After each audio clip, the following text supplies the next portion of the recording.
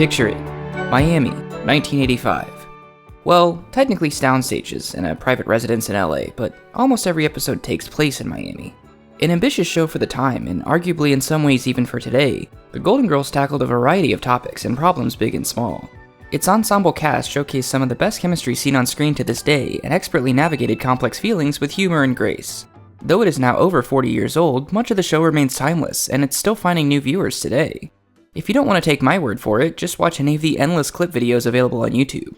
These ladies were a riot. Much of the show was groundbreaking and ahead of its time. It faced some issues, especially at the beginning, that forced rewrites, but it remained largely authentic and untouched by the censor. There were always multiple perspectives on any given situation, and enough good humor to lighten the mood of even the most serious. And boy did they cover some serious topics. For a show that was financed primarily by Disney, that aired across Reagan's second term and HW's administration, it pulled no punches. Frankly, some of what they got away with is very surprising, but I'm so glad they did. Join me on a trip down a memory lane that's longer than I've been alive. To either get ice cream or commit a felony. I'll decide in the car.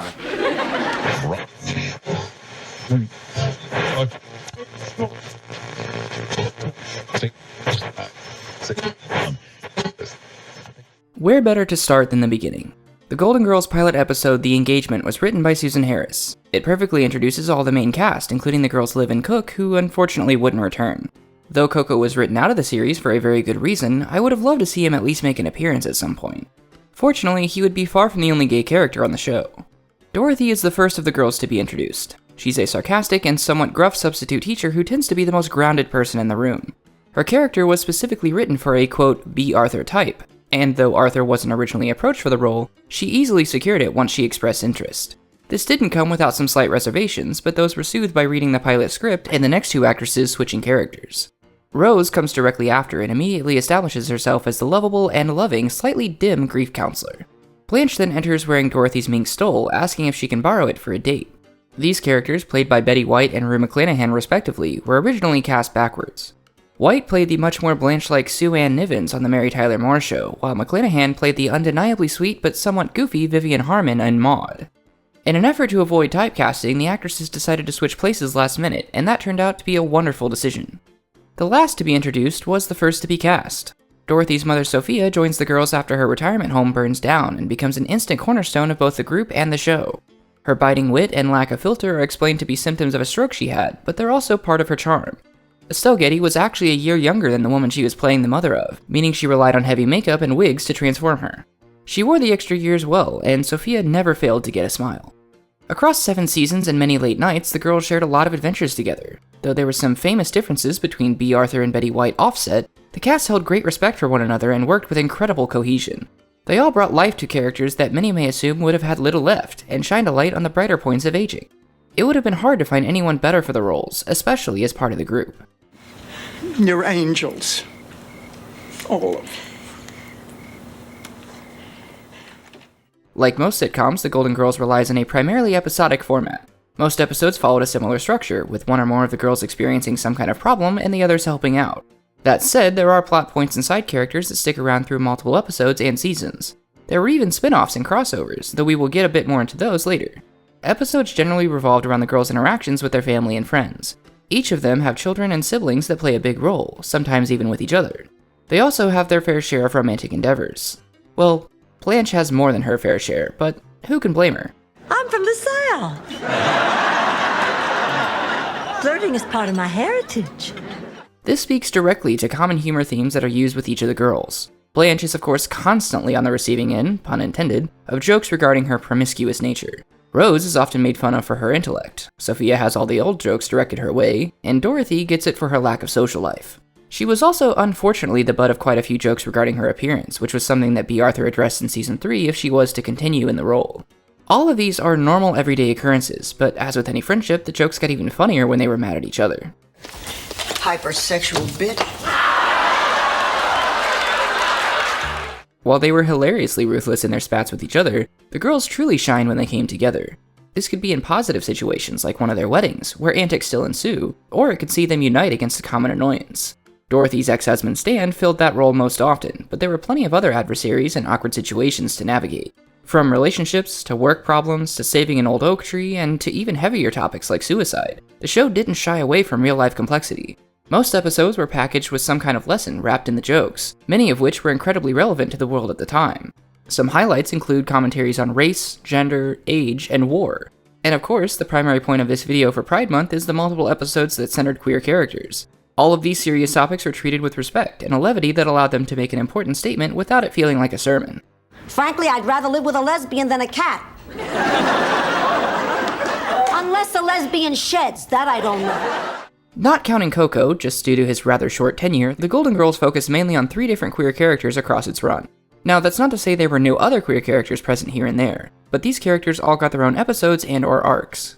All of these handled their respective situations with grace, and Sophia is usually used as the vehicle to normalize queer identities for the audience. After all, if the 80-year-old immigrant gets it and doesn't judge, how hard can it be for everyone else? Even outside of these examples, and as early as Season 1, Sophia was shown to be supportive of her unseen son Phil, who was certainly some flavor of gender nonconforming at the very least. The 3 biggest queer characters in the Golden Girls are Dorothy's college friend Jean, Blanche's little brother Clayton, and a city council member running for re-election named Gil. Jean comes to stay with the girls following the death of her partner Pat, and finds herself catching feelings for Rose. Despite those feelings being unrequited, Rose invites Jean to stay when she finds her preparing to leave, and reassures her that she is more than happy to continue being friends. Clayton gets a 2-episode arc across seasons 4 and 6 where he finally comes out to his sister and later brings his boyfriend to meet her before they get married. Though Blanche does not initially have the most supportive reaction, she quickly realizes with the help of the girls that Clayton only wants to be happy, and she would never deny him that chance. Gil's case is a bit more complicated. He ends up using a fabricated affair with Blanche to boost his re-election campaign, but eventually reveals another secret at the end of the episode. Turns out, Gil is trans, and while it might be a bit weird by today's standards for him to freely reveal his dead name, there are 0 jokes made at his expense. Rose may not comprehend the logistics of gender-affirming surgery, but no one belittles him for his identity. Irresistible to men. My God, Clayton, you are me. In addition to positively portraying queer identities, the Golden Girls took another huge step that many shows and even the news media wouldn't begin to do until much later. Season 5 of the show included an episode in 1990 that tackled the AIDS crisis. Rose learns that she received a transfusion that may have mistakenly given her HIV. She gets tested and spends the next 3 days waiting for the results with absolutely crippling anxiety. Blanche becomes a logical choice to calm her fears given her extensive extracurricular experience, and she delivers perhaps one of the most important lines from the entire series. AIDS is not a bad person's disease, Rose. It is not God punishing people for their sins. The one other recurring trope I feel is important to know about these girls is cheesecake. If you don't know already, it's their favorite dessert, and many of their problems are solved through late-night conversations over cheesecake. It was also used as a centerpiece of the many clip show episodes.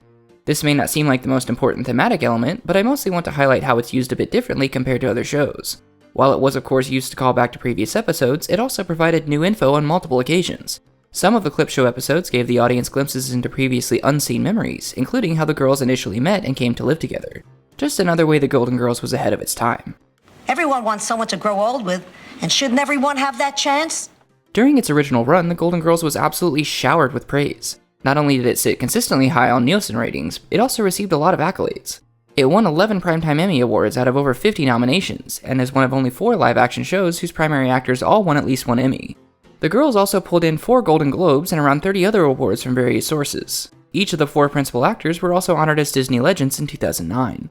Multiple spin-offs also spawned. Both Empty Nest and Nurses were NBC shows set in Miami and regularly included crossovers with characters from the other 2 shows. Empty Nest specifically drew its inspiration and primary characters from a Golden Girls episode of the same name. Producers took the opportunity to create storylines that spanned all 3 shows, including a hurricane that served as a major plotline one weekend. This was possible due to a unique situation where all 3 shows, sharing the same producers, aired back-to-back on the same network. There was also a single-season sequel series following B. Arthur's exit and the Golden Girls series finale. The Golden Palace saw the 3 remaining girls leave Blanche's now sold house and invest in a local hotel. It added Don Cheadle to the main cast as the hotel's manager and frequently featured guest stars from the original show. Though it was unfortunately less popular, hence the early cancellation, the fact that the Golden Palace was greenlit in the first place demonstrates the enduring popularity of these characters. Even today, their names are fairly common knowledge, and their stories remain ageless. Then what do you have to say for yourself? Damn, I'm good. If it wasn't obvious enough already, I love the Golden Girls. The show and its stars hold a special place in my heart for their challenging of norms and willingness to engage with hard topics, all while still managing to keep things light. Every choice the show made would have seemed out of place in 1985, and I think that's exactly why it worked. All of the actors were largely familiar from other productions. Centering them instead of making them supporting characters and intentionally making their age and unconventional housing situation a main plot detail served as the perfect means of subverting viewers' expectations. Seeing these older women, especially Sophia, still with so much life in them was a huge ray of sunshine for many. Of course, as we've already discussed, the show was much more than just laughs. It was a social commentary that remains very poignant to this day, in some ways even more so now than when it first aired. Throughout all the lessons, hijinks, and moral questions posed, The Golden Girls showed its audience that there is so much more to the world. There is more to your life than your 20s or even your 30s. In fact, your very best years may yet lie ahead no matter how old you are. But that philosophy of a larger world also applies to other identities. Maybe choices you weren't aware you had, or that others may have made that you don't understand, but can still find a way to respect. Just showing these four vastly different women under the same roof and supporting each other through their trials is remarkable. Using their perspectives and experiences to make sense of ideas that seem foreign to many turned out to be magical. All of that said, it wasn't perfect. This seems rather obvious to say, but as with any work of art, there were bits of it that either didn't hold up as strongly or in some cases maybe detracted from the show. Fortunately, these are few and far between. But it is still worth discussing a few of these points just to paint a full picture. Specific examples of the type of thing I'm talking about include two separate episodes that rely a bit too much on Cuban stereotypes, and another that feels just plain hateful towards Blanche's daughter, Rebecca. Though her relationship with her shitty boyfriend Jeremy is thankfully short on screen, and she does make up with her mother by the end, the whole episode just leaves a bad taste in the mouth. It's always fuck Jeremy in my house. But then again, maybe that was the point. The other two episodes did have good intentions, I think, but like many other shows, they just didn't quite stick the execution. One sees Dorothy take a special interest in one of her students, going so far as to secretly submit an essay of his to a contest. Though he wins, this brings him unwanted attention due to his previously unknown status as an undocumented immigrant. He ends up being deported and the episode ends. To her credit, Dorothy vows to do everything she can to bring Mario back, but this is never followed up on. In fact, the climax of the episode revolves partly around her convincing the teenager to attend his deportation trial after he runs away from home. Immigration is still a particularly relevant topic today, highlighting the importance of discussing it, but I think this episode could have taken a much stronger stance.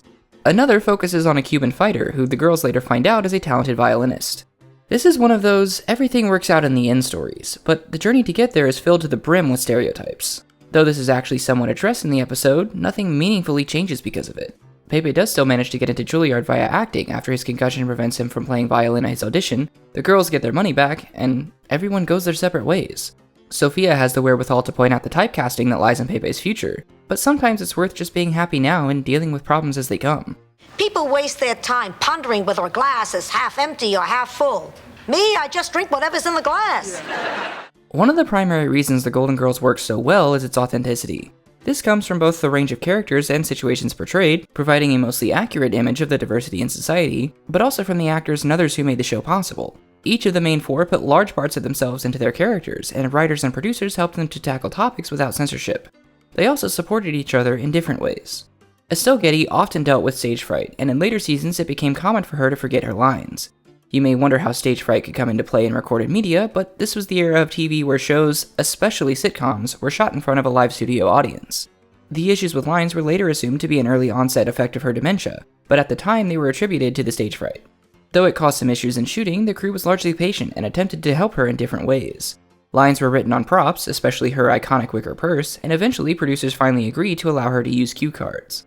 Sometimes they would even stay after a shoot had wrapped so that she could do retakes in peace. Both in front of and behind the screen, the Golden Girls insisted that supporting each other is the path forward. It said that family is important, but reminded us that the connections we forge ourselves are often deeper and stronger than the ones we're born into. It showed that life is not a series of deadlines, but a journey to be shared with those we hold close. Time may be the only truly scarce resource we have, but we should spend however many years we're allotted as happy as we can. This world and the society we live in may push or even stifle us all in certain ways, but living as you are and giving others the space to do the same can truly make a difference. My mother always used to say, the older you get, the better you get, unless you're a banana. Since this is a Pride video, I just want to say that no matter how discouraging things can get, there's always something brighter ahead. We are the first generation after the AIDS crisis, so it lies with us to both honor those who came before and to establish our place in the world. The world will always be both bigger and smaller than it seems. You are never as alone as you feel, and those you care about are never as far away as they seem. People often say to remember the origins of Pride, that it was a riot where people were choosing to stand up for themselves for the first time, not a party. I think it can and should be both. Find your family and stand together with them. Even if you feel like you have no one, you've got me. Thank you for being a friend.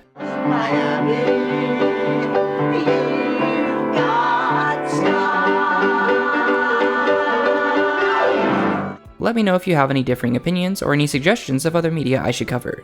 Just don't start a fight in my comments. Please like the video if you enjoyed and join the family if you want to see more nerdy shit like this. You can also find me across social media under the same name if you'd like to chat more. Remember, love recklessly. Start with yourself.